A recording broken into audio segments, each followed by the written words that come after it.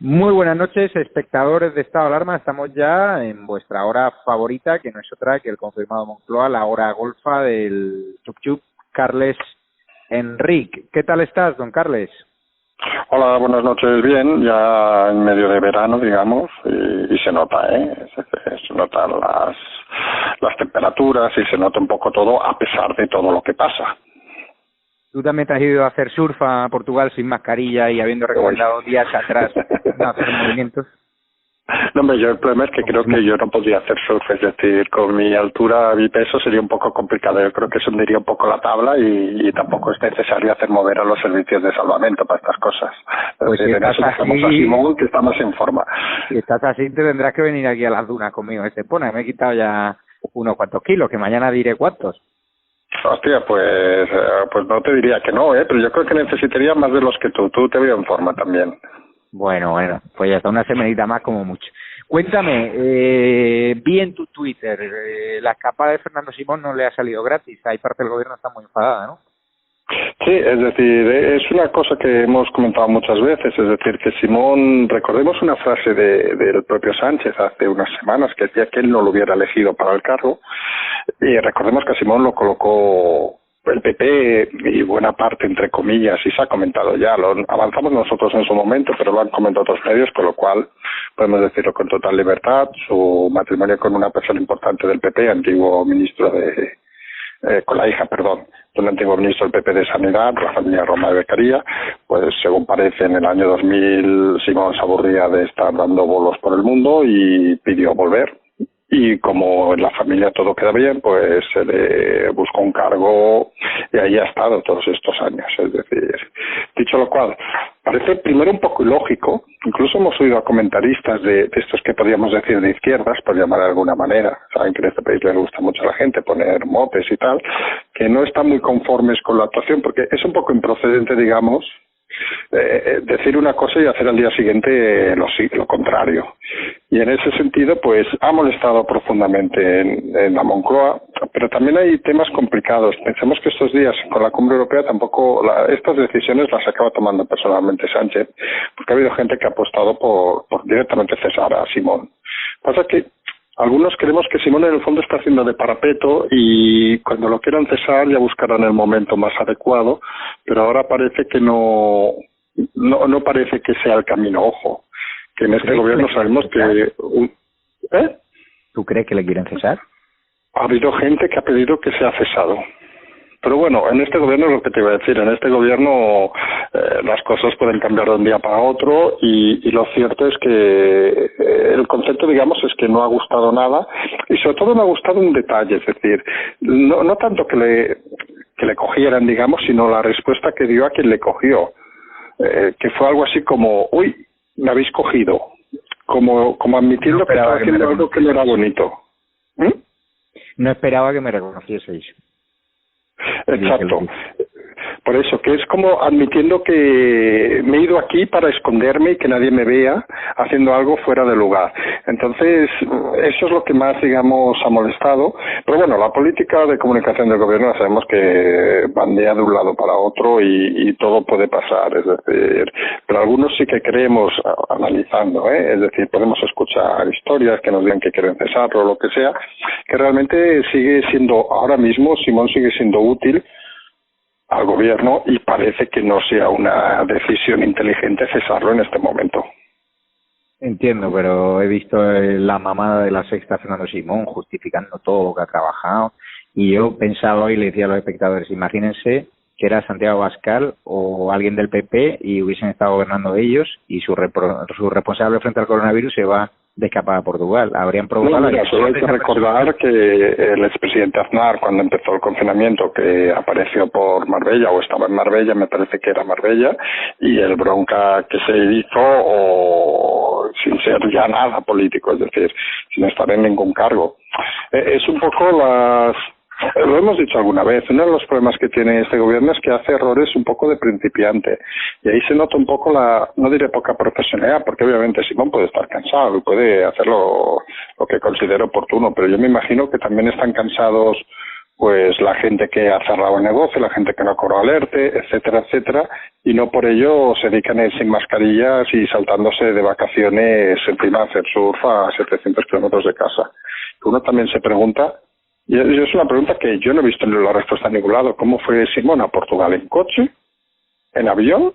Y es un detalle tonto, pero implica que si fue en coche, obviamente se fue bastante antes. Es decir, o se fue justo luego la rueda de prensa, porque son 700 kilómetros de distancia. Es decir, son detalles de estos que no sé si ha sido la casualidad lo que ha hecho que aparecieran las fotos del personaje, pero sí que un poco, a veces, cuando hay unas pistas tan obvias, a veces hay que tirar un poco de la lógica, y la lógica aquí nos haría pensar algo tan básico como se ha desplazado Simón hasta Portugal, es decir, ha cogido un avión Madrid-Lisboa y luego un coche, un avión directo al Algarve, con lo cual hubiera pasado por todos los aeropuertos y hubiera habido más fotos. Parece que lo lógico es que haya ido en coche, con lo cual en coche normalmente estamos hablando de 5 o 6 horas de trayecto, con lo cual, claro, si estaba a la mañana de un día, quiere decir que mínimo se había ido la noche anterior o la tarde anterior. Entonces son detalles que a veces sirven para montar unos escenarios de cosas que se hacen un poco chanchulleramente, por llamarlo de alguna manera. ¿Le estaba siguiendo a alguien o fue una foto esporádica? Yo, por lo que he leído, salió en ABC, fue una foto esporádica de un turista que lo vio, le preguntó, le hizo las fotos y las envió al diario, pues podía ser ABC como supongo podía haber sido otro, o vaya usted a ver. Tuvo otra serie de fotografías Sí, por eso yo es que vamos a ser francos, al final Portugal no deja de ser Portugal, quiero decir que exacto, es decir que si se ha ido a las Islas Seychelles, pues seguramente es más complicado. Pero si se ha ido a Portugal, como si se ha ido, no sé, a cualquier costa hacia el sur del norte de España, por ejemplo, es relativamente sencillo que haya un español allí y seamos francos, es un personaje suficientemente identificable para darte cuenta o imaginarte que puede ser él. A partir de allí, ahora estamos en una época de la información. Hace 20 años seguramente alguien hubiera hecho unas fotos, hubiera llamado a un medio, tuviera que haber enviado el carrete, revelarlo. Seguramente la noticia hubiera pasado desapercibida, seamos sinceros. Pero ahora, y lo hemos dicho alguna vez, en una sociedad de la información donde todo se mueve muy rápido, seguramente unas fotos de móvil podrían haber llegado automáticamente a los 5 minutos a un email de una redacción sin problema y contrastarlo es relativamente fácil. Es llamar al ministerio y preguntar, oiga, ¿dónde está el señor este? Y le diría, seguramente está de vacaciones o no está presente. Y a partir de ahí es una historia, digamos, de esta. Yo creo que ha sido casual que la haya encontrado, pero claro, casualidades también a veces es, no sé cómo decirlo, pero, jolín, si yo me voy al centro de Barcelona, al centro de Madrid, claro, es más fácil que sea una casualidad que me encuentren que si me voy a Cabo Verde. Quiero decir, entonces, no se acaba de entender un poco la actitud y un poco la actitud que siempre hemos dicho que ha tenido Simón. Es decir, no diré la palabra chulesca, porque tampoco es chulesca, pero es esta actitud de haciendo bromas de todo. Y claro, no sé, yo sigo diciendo lo mismo, es decir, hay gente que no le hace, vamos a ser vulgares, puta gracia a este tipo de bromas. Es un sinvergüenza, y así te lo digo claro. Yo ahí no entro, yo ahí en valoraciones personales no entro. Yo entro que es poco profesional, digamos, que diga una cosa y al día siguiente haga lo contrario, y que en un sitio normal esas cosas no deben suceder. Y hay que tener un poquito más de respeto por las familias de las víctimas, hombre, que dijiste suele haber un contagio, hay 43.000 muertos como mínimo, y irte a surfear, pues te podrías haber ido a una casa rural, a un sitio del litoral más discretamente, pero irte en mitad de una pandemia, en mitad del rebrote sin mascarilla, hay que tener jeta, hay que ser aparte hay una cosa que sí que es cierto que ha comentado alguna persona y yo en eso estoy de acuerdo, es decir, que ha dicho que lo triste de este país es que cesen a Simón en un momento dado, por irse a hacer surf y no lo cesen por 40 y pico mil muertos.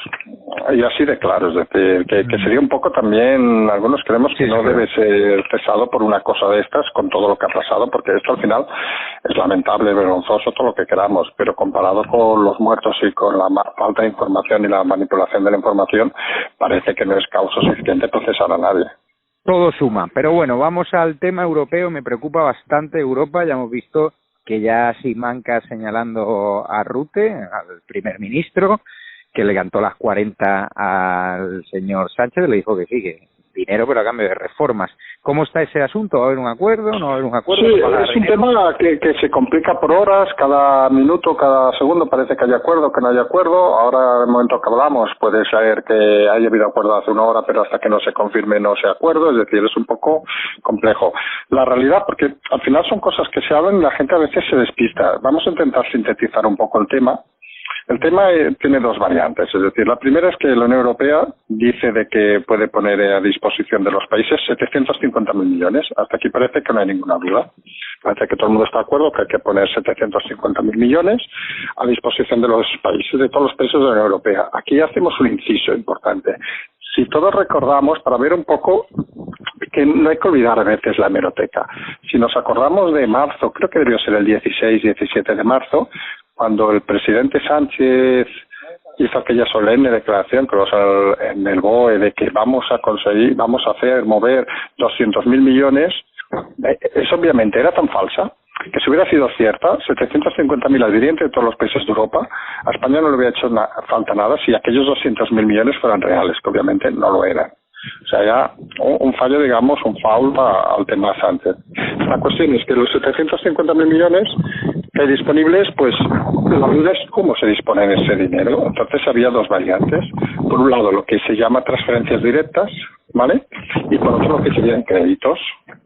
Las transferencias directas, en principio, y aquí viene la gran disputa, y lo hemos comentado alguna vez, que es una disputa que viene explicada a la gente, yo creo que la entenderá rápido. Es decir, las transferencias directas, algunos quieren, que sean prácticamente sin justificar. Es decir, y algunos Países Bajos, Austria, Dinamarca, Suecia, Finlandia, por ejemplo, que son los que están más, digamos, en boga, dicen que no, que ese dinero no solo hay que justificarlo, sino que se debe saber en qué se gasta y ha de ser con unas reformas necesarias. Y esa cantidad, digamos, la de transferencias directas ha ido bajando. En un principio se hablaba de medio millón, de los 750.000 millones, el resto serían créditos, para entendernos, Y la última cifra que se está barajando es que sea inferior a 400.000 millones. Y dentro de esa cifra que se reduce, la disputa, digamos, es hasta qué punto se deben exigir medidas a los gobiernos a los que se da ese dinero para garantizar que ese dinero sea bien invertido. Y volvemos a lo que hemos dicho el otro día, es decir, esto es como ir a un banco y decirle, quiero 100.000 euros, ¿para qué? No me da la gana de explicárselo. Pues algunos creemos que la política de algunos países, que hacen un poco lo que en su momento siempre había hecho el Reino Unido, es decir, de que la Unión Europea está muy bien las obligaciones, pero también hay que justificar las cosas. Y en ese sentido son países que aportan poco en comparación con otros países, pero hacen su aportación y, claro, quieren saber a qué fines se destinan sus recursos. Y, obviamente, a partir de aquí también exigen, en cierta manera, medidas y cambios para que ese dinero no sea, como digamos, tirado a la papelera. Y aquí, en principio, estamos hablando de tres medidas que parecen claves, es decir, una, por los rumores, porque hasta el final, ¿saben? Estas negociaciones, ayer mismo acabaron a las 6 de la mañana, o a las 5 y pico, al final son largas y se marcan muchas directrices, pero los detalles acaban viniendo al cabo de unos días o de unas semanas. Pero parece claro que estamos hablando de tema de pensiones, tema de sueldos, y tema obviamente de reducción de los costes administrativos, que aquí podríamos estar entrando en una cosa que se está hablando muy poco, pero que ya pasa en algún país europeo, que es la reducción de, por ejemplo, los ayuntamientos. En España tenemos más de 8.000 ayuntamientos, algunos con 300 habitantes o menos de 1.000 habitantes, y parece lógico en el entender de algunos países que este coste administrativo, aunque seamos francos, un alcalde de un ayuntamiento de 1.000 habitantes seguramente no cobra nada, pero el coste un poco general de toda la administración parece que debería supeditarse, digamos, a una estructura superior, es decir, a reducir el número de ayuntamientos. Y vaya a saber si puede pasar lo que en su momento pasó en Italia o lo que en su momento pasó en Francia con las nuevas regiones que pasaron, se redujeron y se agruparon. Es decir, que puede ser un planteamiento que se ha hecho en otros países de Europa y que en España, obviamente, para quien sepa un poco de geografía, desde el siglo XIX siguen habiendo las mismas 50 provincias. Las comunidades autónomas, obviamente, son del 78. Pero entonces, ¿dónde vamos? Que seguramente este planteamiento territorial, que es uno de los que menos se está hablando, puede ser una de las claves y seguramente es una de las cosas que más se va a ver, digamos, en el día a día, además del tema de pensiones y el tema de funcionarios. Todo esto va a llevar seguramente a una problemática grande al gobierno de Sánchez, porque hay que recordar que hoy mismo la ministra Montero, por un lado, decía que no se podían aceptar la condicionalidad de estas medidas y por otro lado la ministra de Exteriores Laya decía que sí iban a aceptar, con lo cual el famoso conflicto que hemos dicho alguna vez entre Podemos y PSOE parece, en el gobierno, parece que se está extendiendo, digamos, dentro del propio PSOE a diversas líneas, es decir, los que parecen no estar dispuestos a ceder a las presiones de los países, llamémosle frugales, pues tal como se llaman, y los que parece que están dispuestos a ceder porque ven que es la única manera de salirse del entuerto. Entiendo. Cambiando de tema, la visita de los Reyes a Tarragona, los CDR han paralizado el AVE, se han enfrentado con los Mossos de Escuadra, han intentado boicotear el acto, había un fuerte despliegue de los Mossos que han tenido que cargar. ¿Cómo has visto el ambiente? Torra que quiere denunciar ahora a Juan Carlos I cuando no denuncia la mafia real de los Puyol, porque claro, hablan de Juan Carlos I, pero quien ha robado a expuertas dinero público son los Puyol. Juan Carlos I está mal lo que ha hecho, si es verdad lo que están contando y si es verdad lo que dice Corina, pero no ha costado ni un duro público, vamos, y ha conseguido miles de millones de euros para España.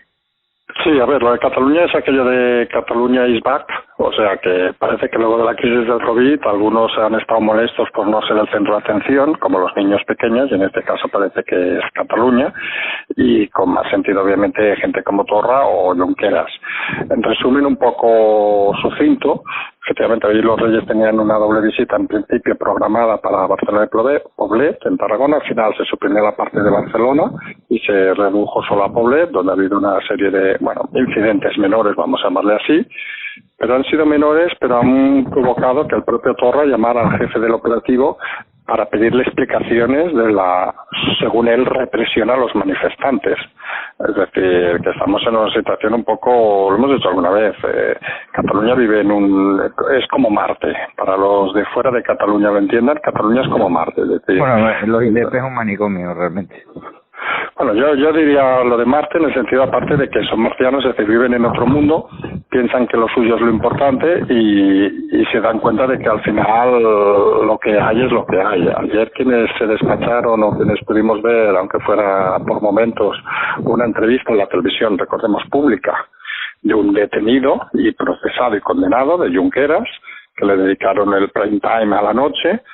Y yo recomiendo, aunque la gente no sepa catalán, aunque no sepa catalán, supongo que la encontrarán subtitulada, el tono, los exabruptos, la mala educación de Junqueras, se nota los 3 años que ha pasado en la prisión y tiene una visión tan extraña de la realidad, por llamarle finamente. Se pasó la conversación o lo que fuera, la entrevista, amenazando, insultando, diciendo tacos, algo fuera de lugar. Algunos tenemos claro, hoy ha salido el otro personaje ínclito de Cataluña, Puigdemont, diciendo de que están buscando el acuerdo con Junqueras, etcétera.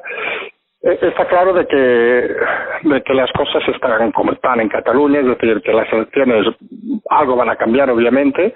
Algunos creemos que puede ser la primera vez que no hay una mayoría absoluta del independentismo, a pesar de las encuestas, independentismo o nacionalismo, Y ahí sí que hay que reconocer que en Cataluña hay un tema fundamental, y es quién va a representar el constitucionalismo. Es decir, en las últimas elecciones, recordemos, sacó 36 diputados Ciudadanos, una encuesta que ha salido hoy le da 15, algunos creemos que no llegarán ni a 10, pero bueno, y ese trasvase no se manifiesta ni en el PP, que sí que dobla el número de diputados supuestamente, pasando a 8, en Vox, que en principio según esa encuesta pasaría a 4 o 5, algunos lo vemos complicado, y parece que se manifiesta un poco en el PSOE.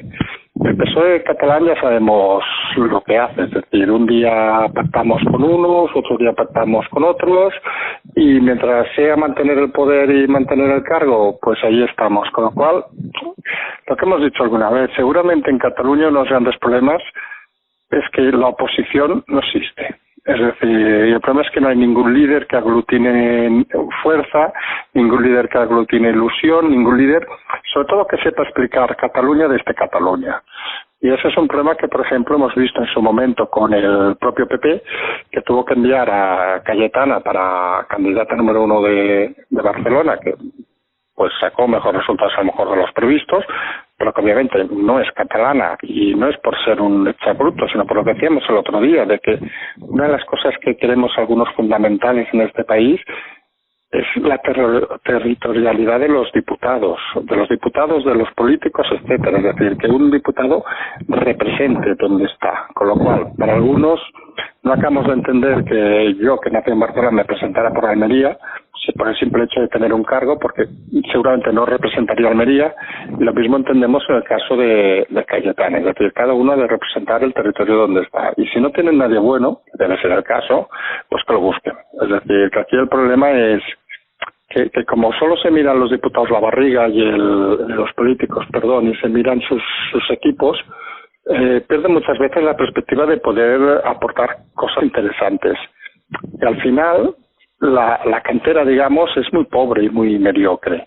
Y al final los resultados son los que son. Y algunos creemos que si las elecciones acaban siendo en octubre, seguramente más de un partido tendrá que replantearse de una forma inmediata sus liderazgos. Y ahí, en el caso catalán, algunos lo tenemos claro. Es decir, Mientras que el PP podríamos decir que tiene un buen parlamentario, lo hemos hecho alguna vez, Alejandro Fernández. Ya sé que es un tema muy local, esto de Cataluña, para muchos oyentes. El caso de Ciudadanos tiene un candidato muy mediocre, por decir muy malo, que es que el segundo, el tercero, Carrizos, etcétera, son igual de malos, con lo cual no tienen ninguna consistencia. Y Vox, que sorprendente le dan 4 o 5 escaños, que tampoco lo vemos, pues por no decir no tiene candidato. Es decir... Bueno, Ignacio Barriga muy válido, bajo mi punto de vista, odontólogo... Yo creo que no tiene gancho, te lo digo así de claro. Pero sí que hay comentarios, opciones que se barajan de alguna aportación externa. Se ha hablado en su momento de alguna persona que había estado en Ciudadanos, que podría vincularse a algún otro partido, que podría tener más gancho, digamos. Pero en este caso de Vox, es decir, el problema también es la estructura interna de partido en Cataluña, que es un auténtico desastre. Es decir, muchos vienen de Plataforma por Cataluña, que todos o casi todos deberíamos saber lo que era, y entonces en ese sentido el mensaje es un poco equívoco. Pero bueno, habrá que ver resultados, habrá que ver si se junta gente, habrá que ver también la figura, lo hemos contado alguna vez, de Valls, a ver qué posición juega, digamos, y habrá que ver si hay algún outsider, digamos, que se incorpora a las listas ofreciendo, digamos, eso que algunos creemos que es básico. Es decir, al final lo hemos dicho 20 veces, aquí no es cuestión de decir somos antiindependentistas y vamos a meter a todo el mundo a la cárcel y no sé qué y pam.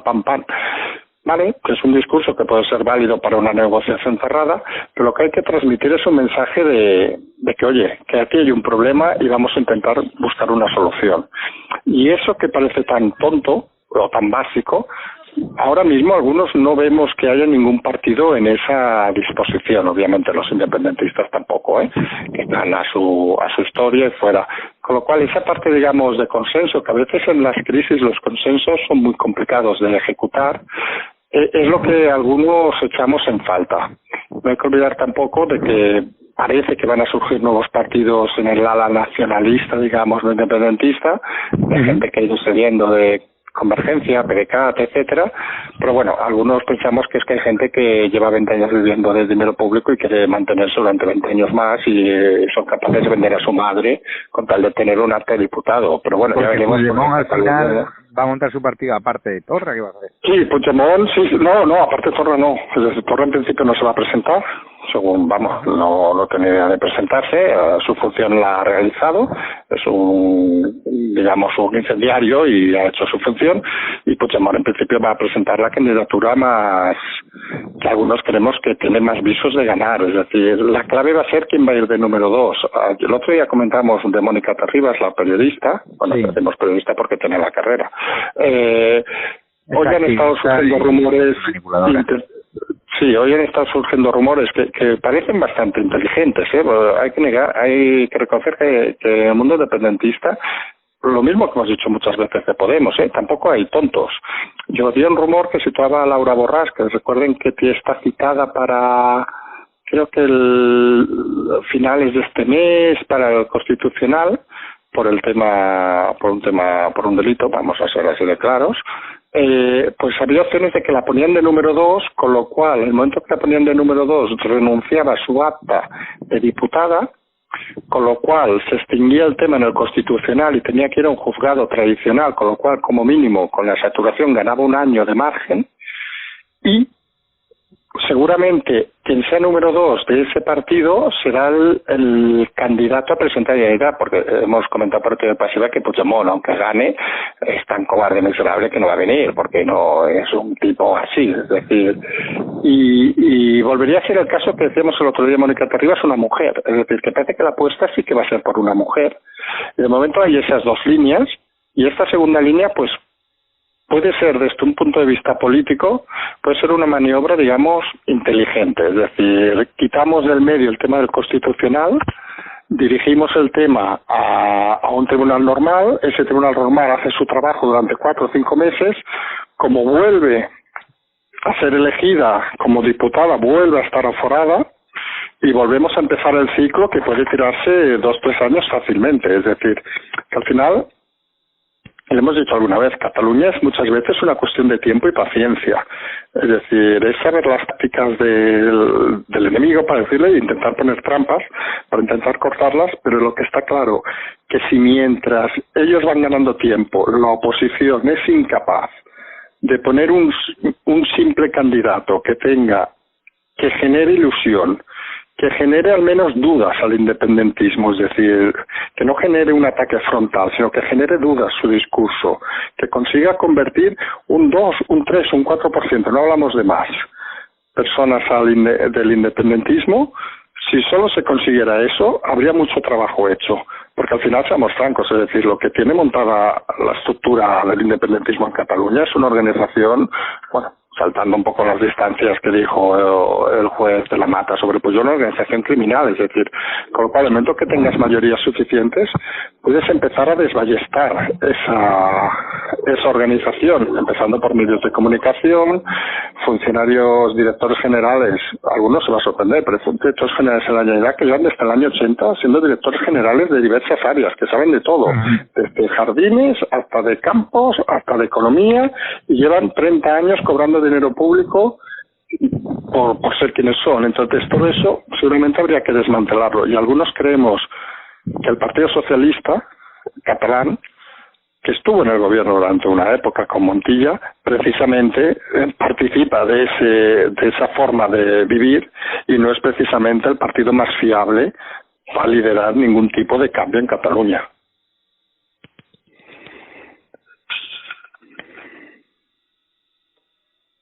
Y Carles, ¿el repunte te preocupa, el rebrote por coronavirus o no?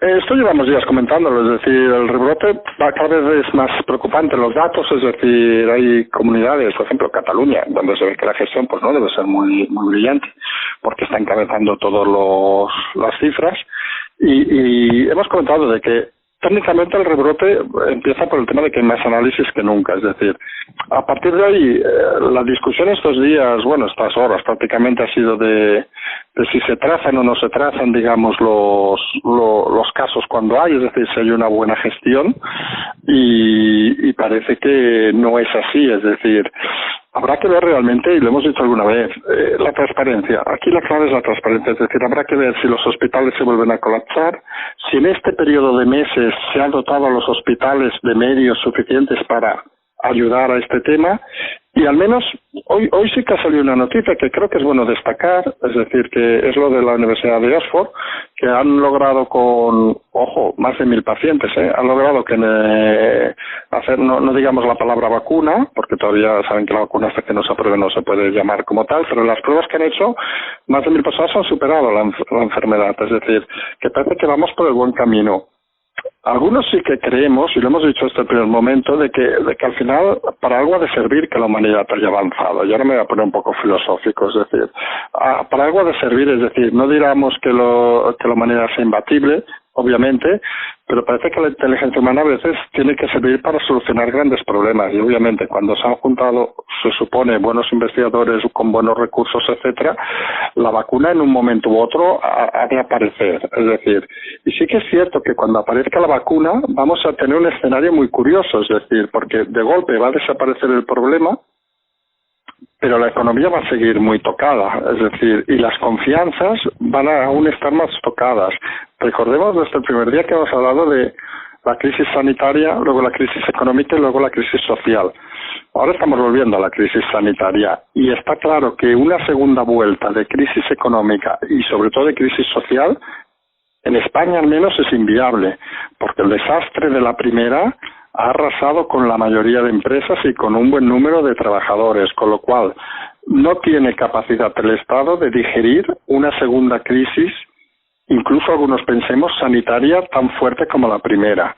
Habrá que ver los números, es decir, de momento, por suerte, el número de fallecidos no se incrementa al volumen del número de afectados, que hemos dicho desde el primer momento que es por un tema simple de análisis, y habrá que estar muy atento porque lo que sí que es cierto es que todo el mundo decía o pensaba de que la crisis sanitaria llegaría hacia septiembre-octubre, y está claro que se ha anticipado, y que llamémosle bichito, por llamarlo de alguna manera, parece, con las temperaturas que hay estos días, parece que aguanta más de lo que algunos creían. Pues don Carles Enric, muchísimas gracias por tu aportación. Pasa una feliz noche allá donde estés, con temperaturas más agradables, supongo, que las catalanas, y nos vemos el miércoles. Perfecto, muy bien, gracias Javier, un abrazo, hasta luego.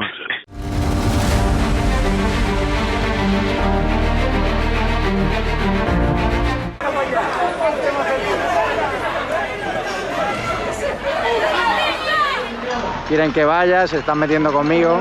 Cabrón, hijo de puta. ¡Fuera! ¡Fuera, que os vayas, tío! ¡Que te pires!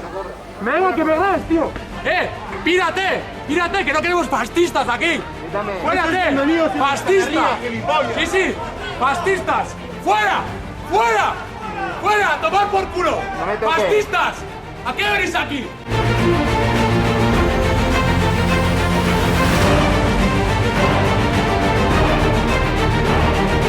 El País Vasco me ha atiborrado, he cogido algún kilito de más y me habían informado de que en este hotel nos proponían un reto de estar una semana encerrado aquí a gusto, un plan detox para, sobre todo, adelgazar, para equilibrar la mente con el cuerpo.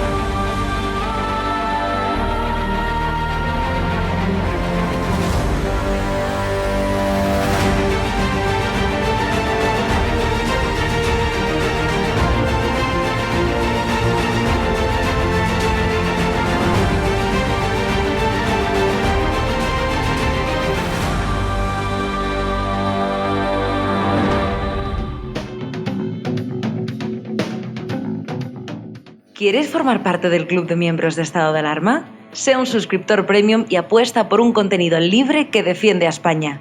Te damos varias opciones. Echa un vistazo a las distintas categorías y dependiendo de la aportación que desees hacer, elige una. Con eso aportarás a que sigamos pudiendo crear este contenido. De parte de todo el equipo de Estado de Alarma, gracias por tu apoyo.